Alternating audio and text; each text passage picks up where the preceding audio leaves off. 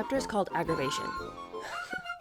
Which almost seems like an understatement because it's almost like Meghan went in with spear and pitchfork. In this chapter, we are going to talk all about the fact that her entitlement had known no bounds.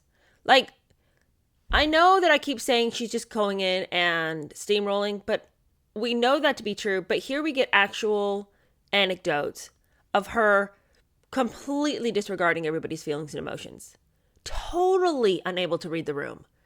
For somebody who just touts how clever she is and smart she is, she has a profound inability to sense the emotions of those around her. I mean, maybe she does know how they feel and ultimately doesn't care. That's probably more like it. But we begin this chapter where Meghan is continuing her tour across Britain, continuing to be introduced to the British people.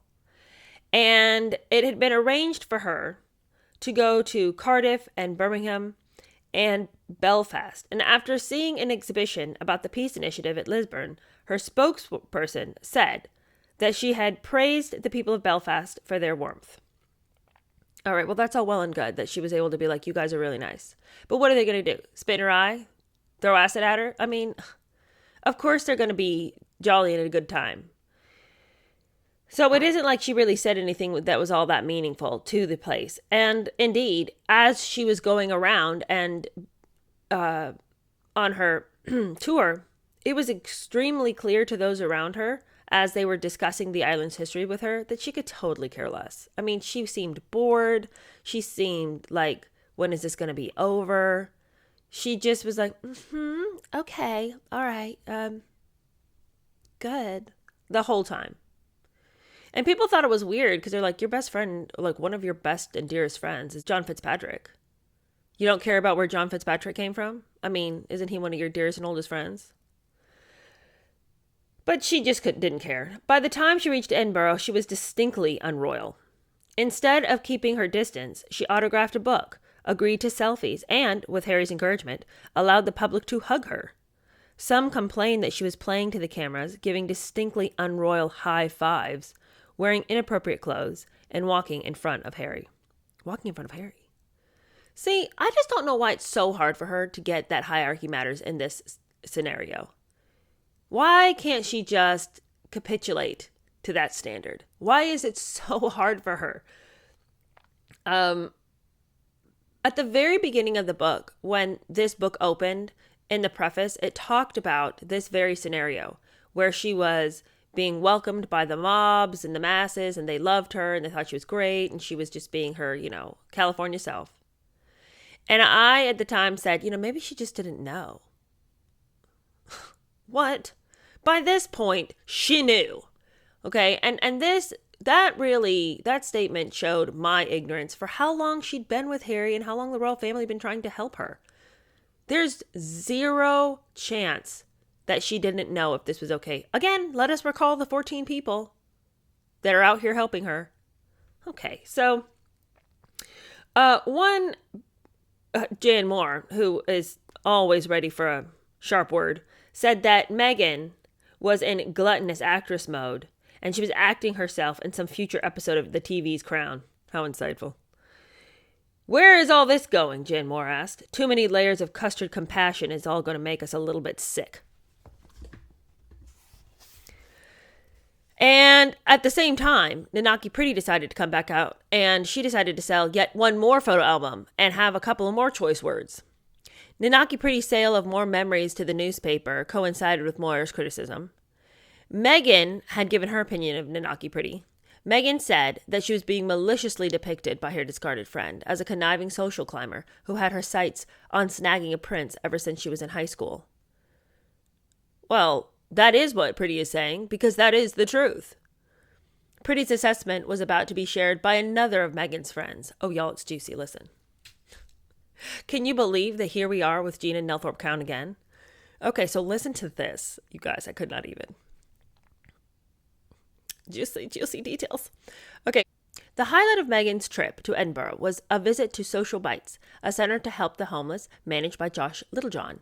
By coincidence, Littlejohn was also a client of Gina Nelthorpe Cowan. How our worlds collide.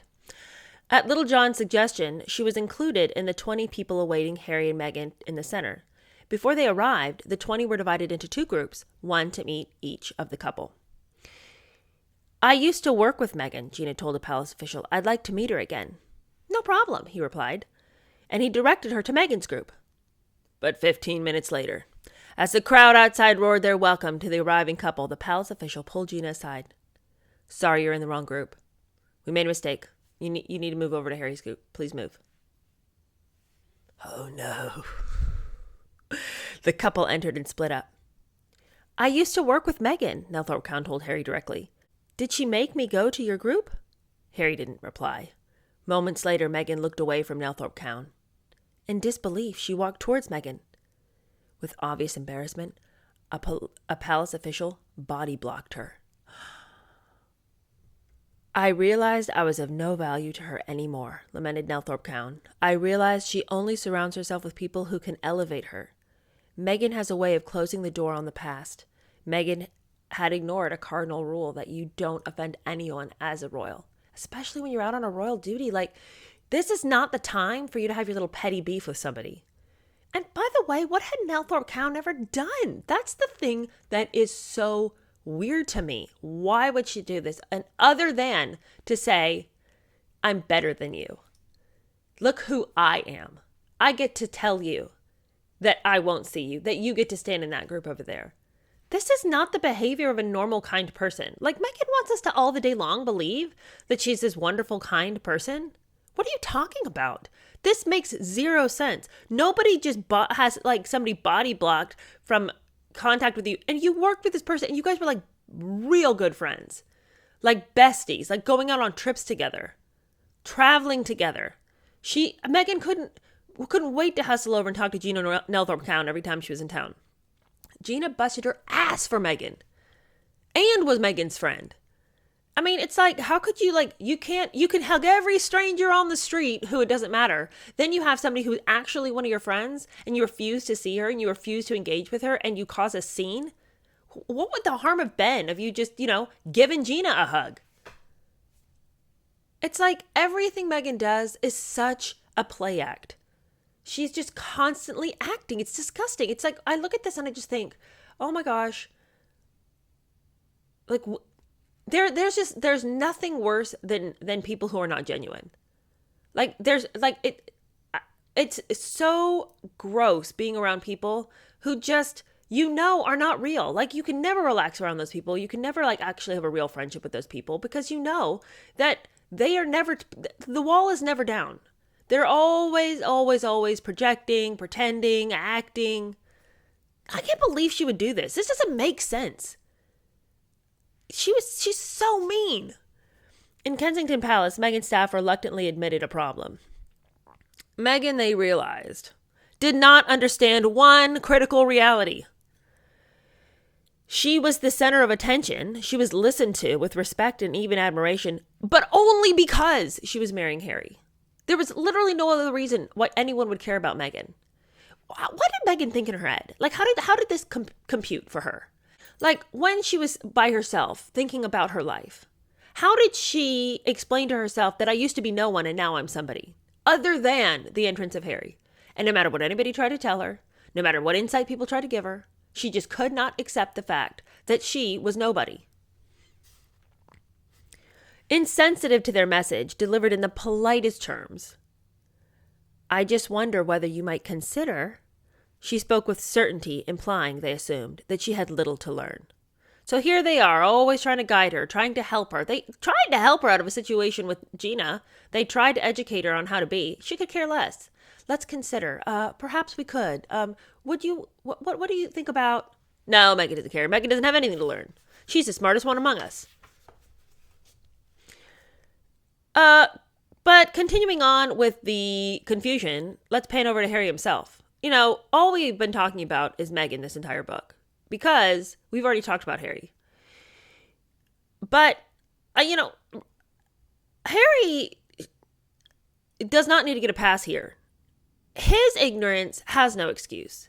I mean, for a little bit, you could have said, well, Meghan just doesn't know. Now, Meghan had a whole team of people trying to help her know. So really, how long could that excuse be used? But Harry, why was he so silent on the subject? Tom Bauer gives a really good reason for why Harry was quiet all the time. We'll get to it. But I think that Harry is just as guilty as Meghan in all of this. Because he is the one who thrust this witch upon the family. He brought this chaos in. He saw the way the wind blew early on, before they were ever engaged. He knew how she was. Why he thought it would be... it's like, why did he think he needed Meghan? What had she done to him? What had she said to him that made him think that there was never going to be another woman he could be with? Did he just feel that the clock was ticking? That he wanted a family? So she would do... I mean, I don't understand. What secret words, what spell had she cast over him? Why would he be willing to put his family in the line of this woman's fire? Anyway, Harry did not understand that his fiancée was confusing being famous and being royal. He did not understand this. And oh my gosh, it's like, it just gets worse and worse, more and more embarrassing, you guys. Listen to this. Hollywood celebrities boosted their sponsorship opportunities, film ratings, and Instagram followers by small acts. Being politically abrasive at the Oscars, kneeling during a national anthem, setting up charities that benefited themselves more than it benefited the cause. It didn't really matter what it was you were doing, so long as you were virtue signaling, that's how you get ahead. Meghan did not understand that that's not the way the royal family works. By contrast, royals survived and prospered by casting a light on others' achievements rather than on their own, celebrating national occasions, championing their country abroad, and providing comfort to others during tragedies.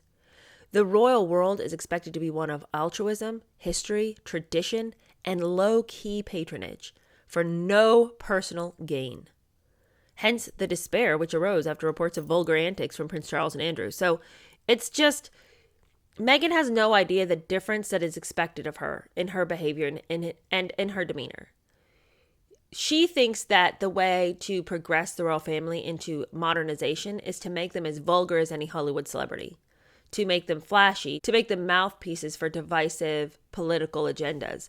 There's no sense that you would take a step back. You're a royal. You can do what you want. Like, she's got such an immature idea of what a royal is. Like, she is looking at royalty the way a 4-year-old would. Like, a 4-year-old looks at a king and queen and thinks they can do whatever they want.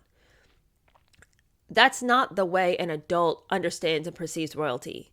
It's crazy to me, really, on the grand scheme of all that Meghan is, how immature she really is. We've said that many times. I mean, in her relationship with Harry, she's very immature. In her relationships with others, just cutting people off, just being like, I want it my way, I'm going to have it my way. You know, calling her dad and being like, you have to disown them. You can only be my friend. You know, all of this, like, you can't come to my birthday party kind of behavior.